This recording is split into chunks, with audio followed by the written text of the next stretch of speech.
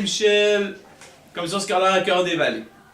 Intégration des technologies en éducation physique en acro-gym. Au départ, je cherchais un projet à régler une problématique avec l'éducation physique où on a une caméra ici, on utilise la caméra, on fait passer les élèves devant la caméra pour qu'ils se filment pour le retour réflectif ou pour des traces. Mais la problématique, c'est que tu as une caméra, une personne passe devant la caméra ou un groupe de personnes passe devant la caméra. C'est pas nécessairement facile et c'est long aussi. Fait que là, l'année dernière, sur le site d'Apple, ils ont sorti un nouveau iPod. Un nouveau iPod qui a une caméra dessus. Fait que là, je me suis dit, quelle bonne idée!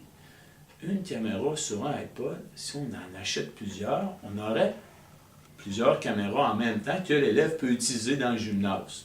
Fait que là, puis en plus, la caméra, ça se transporte super bien. C'est facile à se transporter. Fait que là, je me dis comment je pourrais l'utiliser, dans quelle situation d'apprentissage. On a pris la situation d'apprentissage en acro-gym de André Rousseau, moi et ma collègue Geneviève Nollet, pour intégrer un projet à notre école. Dans notre CSCV, ceux qui s'occupent des technologies, on peut présenter des projets où on a des subventions.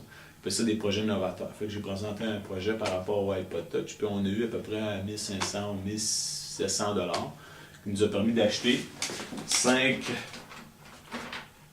iPod Touch avec les cases qui viennent avec, et c'est ça. On a acheté un petit chargeur là, avec ça aussi pour charger les iPods. Ensuite, l'important c'est de rentrer les données. On a mis des vidéos YouTube sur l'iPod pour que l'élève, ça lui donne des idées par rapport à sa création en acro-gym, pour qu'il voit les transitions, qu'il voit les types de pyramides, que ça lui donne des idées de musique. On a mis des listes de musique, parce qu'il est obligé de mettre une musique pour faire sa présentation. On a mis les images. On était chercher des images de pyramides sur Internet.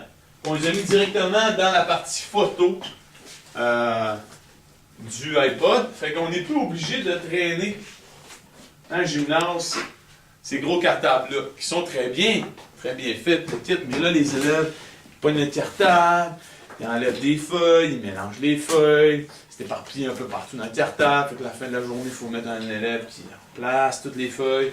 Fait que c'est quand même, c'était pas friendly user. Donc là, on a mis les images, là, ils ont les images, ils regardent les images.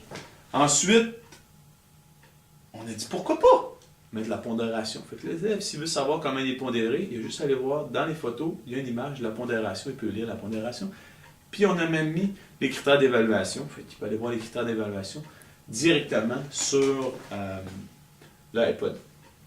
Puis, bien sûr, à la fin, moi, ça peut me permettre d'avoir des traces. Je leur demande qu'ils prennent l'iPod, qu'ils se filment, pour aussi s'adapter ou s'ajuster par rapport à leur pyramide. Ils se voient sur l'iPod, ils se mettent autour, puis ils se voient très bien.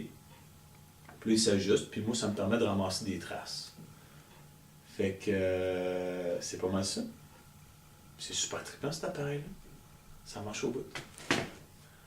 Et voilà, c'est terminé.